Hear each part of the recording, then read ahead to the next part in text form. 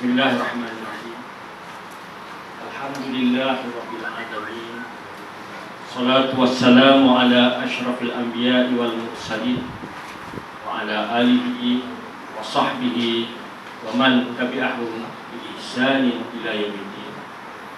Dimuliakan akhi Mas Said sebagai pengurusi kitab dan pengurusikan majlis kita, akhi Wajibi Ikram Petaling Jaya dan ahli jawatan kuasa Ikram Petaling Jaya, juga jawatan kuasa pusat yang ada, ikhwah dan akhwat dan kasih sekalian. Assalamualaikum warahmatullahi wabarakatuh.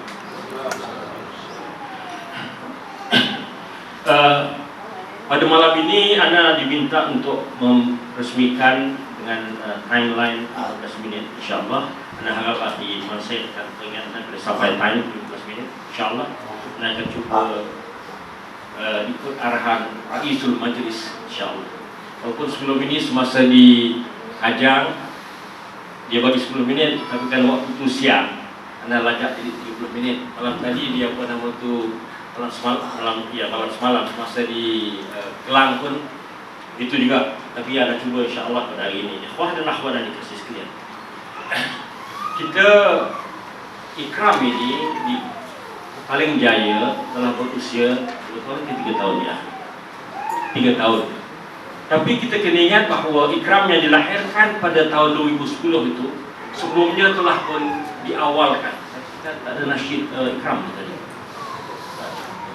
Silap katanya ada di dua tempat, ada di resmi ada nasyid Ikram. InsyaAllah kuasa boleh hujung insyaAllah. Bila dah mengantuk kan kita nasyid segar sikit. Dan kita tahu bahawa jim telah ditubuhkan 20 tahun sebelum Ikram lahir. Dan sebelum itu lagi pun ikhwah dan akhwat itu telah bekerja berdakwah dalam jamaah yang tak ada nama. Sampai apabila disebut di universiti dan sebagainya, dia kata ini adalah kumpulan usrah jamaah tak tanpa nama. Dan ketika tak ada nama, ikhwah bekerja sungguh-sungguh hebat. Kita lihat dakwah berkembang di universiti dan sebagainya. Dan kita harap selepas ini, setelah kita ada nama yang baik, nama Ikram ini, kita akan melonjakkan lagi dakwah kita dan program kita insyaAllah lebih baik semasa belum, seperti jika dibandingkan ketika belum ada nama. Ya Allah yang dikasih sekalian, ada sebagian kita telah bekerja dalam dakwah ini lama, 30 tahun, ada yang 40 tahun, ada yang 20 tahun, ada yang 10 tahun. Yang muda-muda ni 10 tahun, yang 5 tahun, 10 tahun. Tapi yang pakcik-pakcik ni dah datuk-datuk ni ada dekat 30-40 tahun. Alhamdulillah, sebahagian daripada ikhwah dan akhwat telah meninggalkan kita, sama ada meninggalkan jamaah kita ataupun meninggalkan dunia. Itu kadang-kadang bila nak jumpa ikhwah, dua event. Event yang tak perlu dijemput ialah ketika mendengar ikhwah meninggal dunia. Kumpul ketika itu kita jumpa dalam legenda ya. Alhamdulillah, thumma alhamdulillah, wa thumma alhamdulillah. Itu begitu lama kita telah bekerja. Dan alhamdulillah kita bersyukur Allah pilih kita bersama-sama dalam jamaah ini dalam keadaan istiqamah walaupun telah agak lama. Cuba kadang-kadang kalau kita lihat dalam sunnah perjuangan ini di zaman Rasulullah SAW pun, ada setengah sahabat setelah berdakwah selama 13 tahun di Mekah, ditanya Rasulullah, dan tak tahan sangat tekanan. Ya Rasulullah, mata Nasrullah, bilakah akan datang pertolongan Allah Subhanahu wa Ta'ala? Soalan yang sama juga ditanyakan kepada sahabat-sahabat Hasan Al-Banna. Ya Syekh Imam, bilakah kita ini akan dapat kemenangan? Kerana bukankah itu janji Allah Subhanahu wa Ta'ala? Jadi ikhwah itu memang terbiasa. Apabila kita bekerja dalam dakwah lebih 10 tahun, 15 tahun, kita kata, kenapalah lambat lagi ya? Kenapalah dah dekat dah ni, kenapa lambat lagi?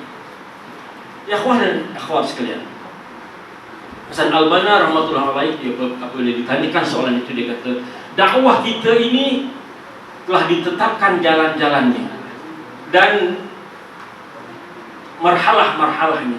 Janganlah sekali-kali ada di kalangan kita yang cuba memetik buah sebelum sampai masanya. Bagi mereka-mereka yang tak sabar, dia kata, carilah jamaah lain, bukan jamaah ini. Kita pun kalau kita tengok pergi dusun, kalau ada dusun lah, kita tengok dusun buah durian cantik-cantik, segar-segar. Tapi kalau kita cuma jolok nak bagi dia gugur awal, tak ada orang nak beli pun kat market. Itulah. Kalau jatuh kita terpaksa dia turun. Itu juga dakwah ini. Kalau kita tak sabar, kita nak hasil yang cepat, maka natijah itu bukan seperti yang kita kehendaki. Ya ikhwah, ada 3 perkara, 3 sebab utama kenapa kadang-kadang atau sebab-sebab Allah Subhanahu Wa Taala menangguhkan kemenangan yang dijanjikan dalam Al-Quran itu. Walaupun Allah sebut fathun minallah wa nasrun minallah wa fathun qarib wa basyiril mu'minin. Ya. Pertolongan dari Allah dan kemenangan yang dekat, itulah janji, itulah berita gembira untuk orang mukmin. Ada 3 perkara. Yang pertama, kita kena semak diri kita. Anda kena semak dengan anda juga. Ikhwan, ahwat kena semak. Mungkin kita kurang ikhlas. Kerja kita, apakah kita betul-betul ikhlas? Kerana Allah Subhanahu Wa Taala dalam hadis qudsi Rasulullah SAW menjelaskan bahawa Yaumul Mahsyar nanti Allah akan bangkitkan 3 golongan manusia. Satu ialah ulama. Allah tanya dia, apakah yang telah kamu buat semasa di dunia? Maka ulama tadi kata, ya Allah, semasa di dunia aku telah mempelajari agamamu, ilmumu, aku telah menyebarkan dakwah semata-mata untuk mencari redamu, ya Allah. Allah kata, kamu bohong. Kamu mempelajari agama Allah, kamu melaksanakan tugas dakwah supaya kamu dikenali sebagai pendakwah agung. Kamu tidak ikhlaskan, Allah campakkan di dalam. Golongan yang kedua ialah golongan hartawan. Allah tanya, apakah yang telah kamu buat semasa di dunia? Dia jawab, ya Allah, semasa di dunia aku telah bekerja, mengumpulkan harta dan aku membelanjakan hartaku di jalan Allah Subhanahu Wa Taala semata-mata untuk mencari redamu, ya Allah. Allah kata, kamu bohong. Kamu berderma, bersedekah itu semata-mata supaya kamu dikenali sebagai hartawan yang dermawan, bukan kerana Allah Subhanahu Wa Taala. Allah campakkan di dalam. Dan golongan yang ketiga adalah mujahid, orang yang berjihad. Allah bangkitkan dia dan tanya dia, apakah yang telah kamu buat di dunia ini? Maka dia, ya Allah, semasa di dunia aku telah berjihad, memperjuangkan agamamu hinggalah aku masih syahid, ya Allah. Semata-mata itu kerana untuk mencari redha. Allah kata, kamu bohong. Kamu buat itu supaya kamu dikenal sebagai syuhada, sebagai mujahid dan sebagainya. Kamu tidak buat semata-mata kerana Allah Subhanahu Wa Taala campakkan dia dalam. Ya Allah, itu untuk kita renung balik dalam diri kita. Apakah kita sudah cukup ikhlas kerana Allah Subhanahu Wa Taala? Kerana sebenarnya kalau kita lihat pada kita dia ialah sebenarnya ada 2 perkara. Ikhlas dengan mahukan kedudukan, mahukan kepimpinan adalah 2 perkara yang tidak boleh bersama-sama. Dalam kitabnya Al-Fawaid ataupun Mutiara Air Hikmah, tulisan Al-Qayyim Ibn Jauzi, dia menjelaskan perkara itu. Tidak mungkin berkumpul 2 sifat ini pada seorang yang ikhlas, iaitu dia ikhlas bekerja kerana Allah dan dia juga bercita-cita, dia mahu berusaha menjadi pemimpin. 2 benda itu. Ikhlas saja. Bukan tak boleh bersiap menjadi pemimpin, boleh. Tapi berusaha menjadi, jika kita berusaha menjadi pemimpin dalam jamaah kita, kumpulan kita akan usaha lobby sana, lobby sini, kempen sana, kempen ini, supaya kita naik. Mana kita tidak ikhlas. Jadi akhwah itu sekali, saya mau balik diri kita. Mungkin perkara itulah yang menyebabkan sebahagiannya kita tidak ikhlas dan akan bukan benar. Dan ikhlas juga kadang-kadang kita akan disertai dengan riak. Kita rasa kita lah yang paling hebat, jemaah kita yang paling hebat, maka keluarlah kita kutuk semua jemaah yang lain dari kita. Pantang sebut nama satu jemaah, ini tak betul lah, perompak lah, penyamun lah, macam-macam keluar. Apakah kita fikir Allah akan reda kepada kita jika kita buat demikian? La ya akhi. Kita kena fikir apakah Allah reda atau tidak. Karena dalam surah Al-Hujurat Allah sebut, janganlah satu kumpulan itu memburuk-burukkan kumpulan yang lain, terutamanya kumpulan Islam. Tapi karena mungkin mereka itu lebih baik dari kita, Allah saja yang tahu. Itu juga dari segi keahlian. Di kalangan kita bila Syekh YDP sebut tadi, mustifat yang harus ada pada ahli al-ikram, memang bagus. Tapi jangan kita terpedaya dengan mengatakan hanya ahli ikram sahajalah yang bagus, yang lain semua tak bagus. Nah ya, Hasan Al-Banna rahmatullah disebut, mungkin di luar sana ramai orang-orang yang sifatnya lebih baik dari kita yang berada dalam jemaah ini, tapi mereka tidak bersama dengan kita. Jadi kita renung diri, Tengok banyak kelemahan kita perbaiki diri. Apa yang dikasih sekalian, itulah sebabnya apabila dikatakan kita perlu membentuk sifat Rabbani, supaya kita ada sifat yang ini bersama-sama dengan Allah Subhanahu wa Ta'ala, sentiasa merasakan Allah bersama dengan kita, senantiasa berusaha supaya Allah reda kepada kita. Di antara kunci-kunci untuk memastikan menjaga diri kita supaya kita ikhlas. Itulah peranan ibadah. Itulah sebabnya dikatakan kunu ubadan qabla an takunu fuadan. Jadilah kamu hamba-hamba Allah yang ikhlas sebelum kamu menjadi pemimpin-pemimpin. Itu yang pertama, ikhlas. Yang kedua ialah mungkin kita ini kurang pengorbanan. Apakah kita telah berkorban seperti Abu Bakar radhiyallahu anhu, Umar dan sebagainya, mereka berusaha berkorban bersungguh-sungguh. Hatta kita lihat kedatangan pada malam ini ahli ikram paling daya dan difahamkan 170 orang dalam senarai tadi. Kita tengok kursi pun 48 campur 58. Kerana kita pimpinan ikram paling daya pun yakin bahawa hanya 70% saja paling banyak pun ikhwah ahli ikram yang boleh datang. Maknanya kita tak nampak penting korban masa. Itu bukan korban masa untuk hadir mesyuarat agung setahun sekali itu. Kita semua pada diri kita. Inilah perkara ini. Begitu juga, tetapi dalam perkara yang baik ialah kita ikram ini bila dikarar semuanya cantik, alhamdulillah. Kita karar sebelum pilihan raya, kita nak 75% hadir terjun dalam pilihan raya, kita dapati alhamdulillah. Walaupun bila kita tengok rekod ada yang 50%, ada yang 55%, ada yang alhamdulillah wa summa alhamdulillah wa summa alhamdulillah. Kita pun tahu, presiden pun tahu bahawa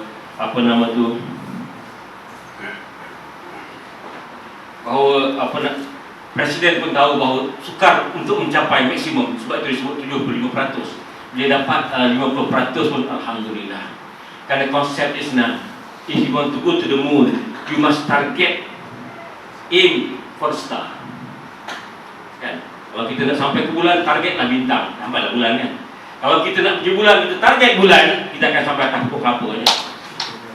Kalau kita nak 50%, target 75% dan kita dapat tu insyaAllah. Yang apa yang dikasih sekalian? Itu pengorbanan yang kita kena tengok balik. Satu lagi ukuran pengorbanan ialah bagaimanakah kita dalam beristiqamah dalam program kita. Kita lihat sebagai contoh seorang penulis Abdul Khalid dia tulis dalam kitab dia, buku dia, satu ini dia kata, apakah setengah kita merasakan kiamat sudah dekat? Dia kata, tidak, kiamat lama lagi, bukan sudah dekat. Karena dalam hadis Rasulullah SAW menjelaskan bahawa kiamat hanya akan berlaku setelah orang-orang Muslim mengalahkan orang-orang Yahudi dan membunuh orang-orang Yahudi hinggalah mereka berlari, bersembunyi di Baitul Maqdis, sembunyi di balik batu dan di sebalik pokok kayu dan sebagainya. Ini kan batu dan pokok kayu akan berkata, ya Muslim, Yahudi di belakang aku, bunuhlah dia. Kecuali satu pokok gargat dia panggil. Selagi belum sampai itu pada kiamat lambat lagi. Soalan ini ditanyakan oleh orang Israel, orang Yahudi kepada Golda Meir. Wahai Perdana Menteri, apakah hadis ini betul? Golda Meir kata, betul. Hadis itu betul. Tetapi bukan umat Islam yang sekarang ini yang akan mengalahkan kita, membunuh kita. Hanyalah apabila golongan yang hadir solat subuh sama banyaknya dengan yang hadir solat Jumaat, ketika itulah waktu. Apabila umat Islam yang hadir solat subuh sama ramainya dengan yang hadir solat Jumaat, itulah waktunya di mana umat Islam akan mencapai kemenangan dan akan mengejar orang Yahudi. Sekarang kita kena orang kita, tiap hari subuh solat di rumah ke solat di masjid, di surau ke. Akhwat kan semak balik suami masing-masing. Kalau masih kerana hari ini usrah sampai pukul 1, hari ini mesyuarat sampai pukul 1 pagi, besok pagi tak sempat solat berjemaah subuh di masjid atau di surau, maka lambat lagi lah kemenangan. Kerana pengorbanan kita masih lemah masalah. Ya Allah yang dikasih sekalian. Perkara yang ketiga ialah mungkin kita kena tengok balik manhaj amal kita.